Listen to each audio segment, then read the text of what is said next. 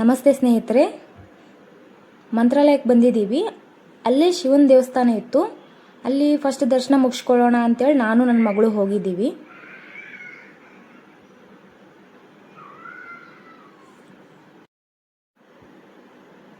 ದರ್ಶನ ಮುಗಿಸ್ಕೊಂಡು ಸ್ವಲ್ಪ ವಿಡಿಯೋ ಕ್ಯಾಪ್ಚರ್ ಮಾಡ್ಕೋತಾ ಇದ್ದೀನಿ.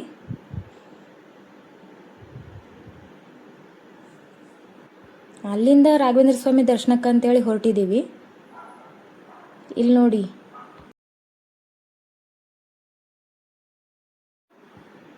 ಅಲ್ಲಿನೂ ಚೆನ್ನಾಗಿ ಕಾಣ್ತಿರೋ ದೇವರ ಫೋಟೋಗಳೆಲ್ಲ ಕ್ಯಾಪ್ಚರ್ ಮಾಡ್ಕೋತಾ ಇದ್ದೀನಿ.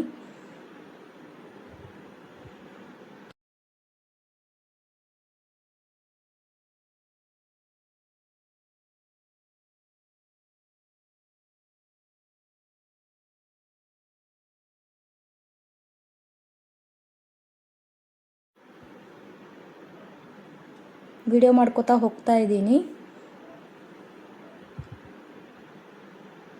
ಅಂತೂ ನೋಡ್ಕೋತಾ ಬಂದೀವಿ.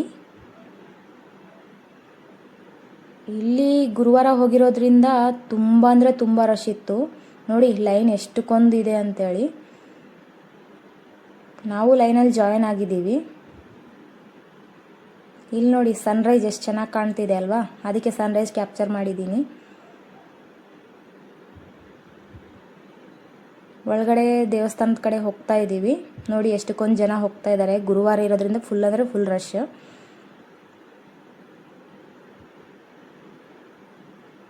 ಒಳಗಡೆ ಬಂದಿದ್ದೀವಿ. ಇಲ್ಲಿನೂ ಒಳಗಡೆ ಇನ್ನೂ ಲೈನ್ ಇದೆ. ಆಲ್ರೆಡಿ ದರ್ಶನ ಮುಗಿಸ್ಕೊಂಡು ಬಂದಿದ್ದೀನಿ ನಾನು, ಯಾಕಂದರೆ ಒಳಗಡೆ ಫೋಟೋಶೂಟ್ ಅಲೋ ಇಲ್ಲ. ಸೊ ಗುಡಿ ಹೊರಗಡೆ ಇರೋದೆಲ್ಲನೂ ಕ್ಯಾಪ್ಚರ್ ಮಾಡಿದ್ದೀನಿ ಹೊರತು ಒಳಗಡೆ ಫೋಟೋಸ್ ಏನು ತಗೊಂಡಿಲ್ಲ. ಮತ್ತು ಪ್ರಸಾದ ತೊಗೊಳಕ್ಕಂತೇಳಿ ಲೈನಲ್ಲಿ ಬಂದಿದ್ದೀವಿ.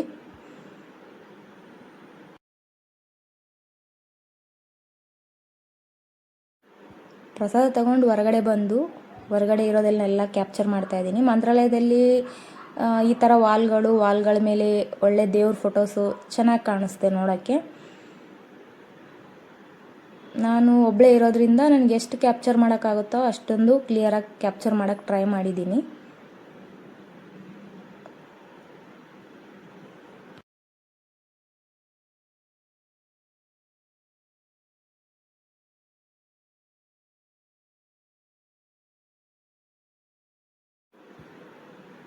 ಇಲ್ಲಿ ನೋಡಿ ಎಷ್ಟು ಚೆನ್ನಾಗಿದೆ ಅಲ್ವಾ ದೇವ್ರ ಫೋಟೋ. ಮತ್ತು ಎಂಟ್ರೆನ್ಸ್ ಹತ್ರ ಹೋಗಿದ್ದೆ, ಅಲ್ಲಿನೂ ಕ್ಯಾಪ್ಚರ್ ಮಾಡ್ಕೊಂಡಿನಿ. ಬಿಸಿಲು ಭಾಳ ಇರೋದ್ರಿಂದ ಆಲ್ರೆಡಿ ಮುಖ ಎಲ್ಲ ಬಾಡೋಗಿದೆ. ನಮ್ಮ ಫ್ರೆಂಡ್ಸ್ ಪ್ರಸಾದ ತೊಗೊಳಕ್ಕಂತ ಹೋಗಿದ್ದಾರೆ, ಸೊ ಅಲ್ಲೇ ಕೂತು ವೆಯ್ಟ್ ಮಾಡ್ತಾ ಇದ್ದೀವಿ.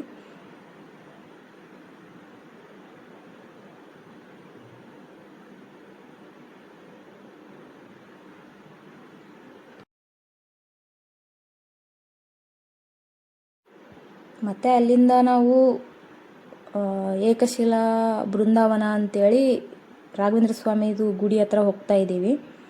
ಇದು ಹೋಗೋಲಿ ದಾರಿ ಎಷ್ಟು ಚೆನ್ನಾಗಿದೆ ನೋಡಿ.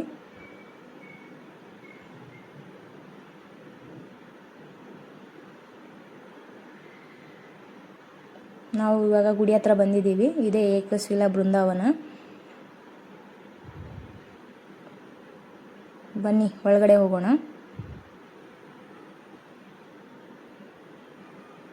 ಗುಡಿ ಒಳಗಡೆ ಹೋಗಿ ದರ್ಶನ ಮಾಡ್ಕೊಂಬರೋಣ ಬನ್ನಿ.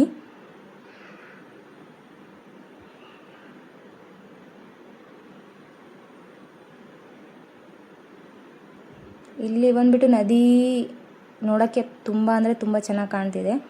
ಅದಕ್ಕೆ ನನ್ನ ಮಗಳು ನಾನು ಕ್ಯಾಪ್ಚರ್ ಮಾಡ್ಕೊಂಡಿದ್ದೀವಿ.